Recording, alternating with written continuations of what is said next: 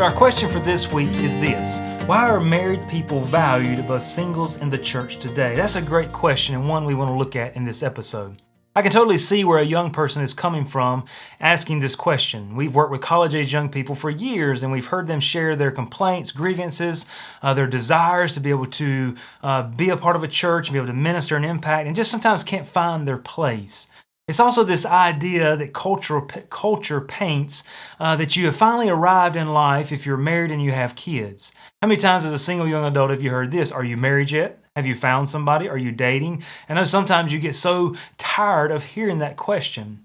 So is this question a reality? I would say yes to some churches, but to not all churches.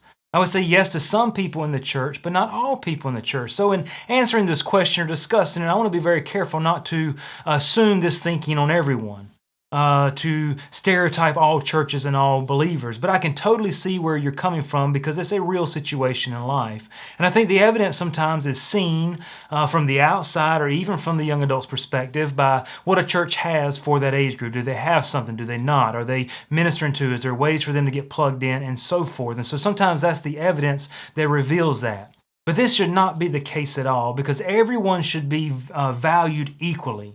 No matter your age, no matter what season of life you're in. And you should be valued for this, for the unique gifts that God has given you, and for the unique contribution that you as an individual, no matter what age stage you're in, can make to the entire family of God there in a church. So where does this kind of cultural picture come from? Well, if we were to rewind and go back to the 50s, a long time ago, right? The average age to marry was 20 for females and 23 for males. Males, you take a little bit longer, right? Us guys, we struggle. But fast forward 70 years later to 2020, and the average age to marry is 28 for a female and 30.5 for males. So there's been a great cultural shift as far as the age stage to marry, which leaves a gap from about 18 to 29, 30 years old of this group that we would call young adults that are single. They're not married.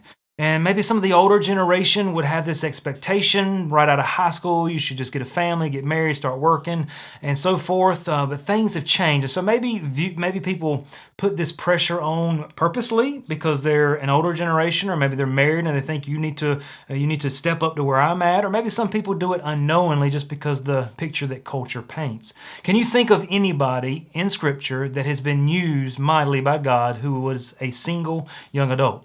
I can think of numerous ones, more than we could share here on this episode. But think about Timothy, Paul, the Apostle Paul, Martha and Mary, Nehemiah, going back to rebuild the walls of Jerusalem, John the Baptist, who Jesus said, there's not been a greater man born than him, Joseph back in Egypt, who would save the nation of Israel, Ruth, Jeremiah.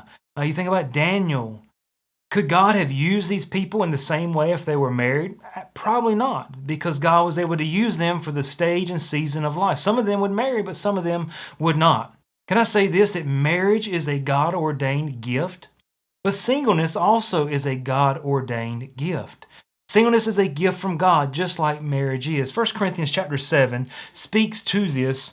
It begins to say in verse 32, "But I would have you without carefulness. He that is unmarried cares for the things that belong to the Lord, how he may please the Lord. But he that is married cares for the things that are of the world, how he may please his wife." So he begins to compare singles and married. And then he sums it up in verse 35, "But this I speak for your own profit, not that I may cast a snare upon you, but for that which is comely, that you may attend upon the Lord without distraction." What Paul is saying here is that single young adults have a spiritual advantage over married people. Doesn't mean they can please God more, but there is a spiritual advantage based on what activities and time constraints and commitments they have in life.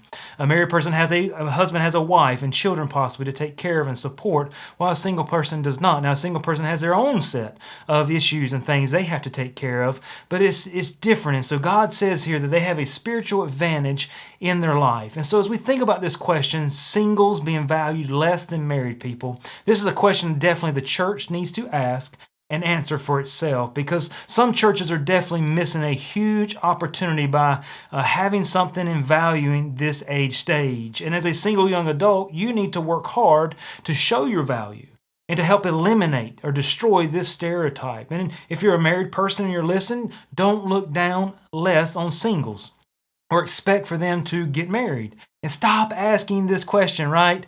Have you found someone yet? Are you getting married yet? Sometimes you may feel as a single that you are alone in a couple's world, but know that you're not. God created you and has a perfect plan for your life. You have a spiritual advantage. So maximize it and change this incorrect stereotype.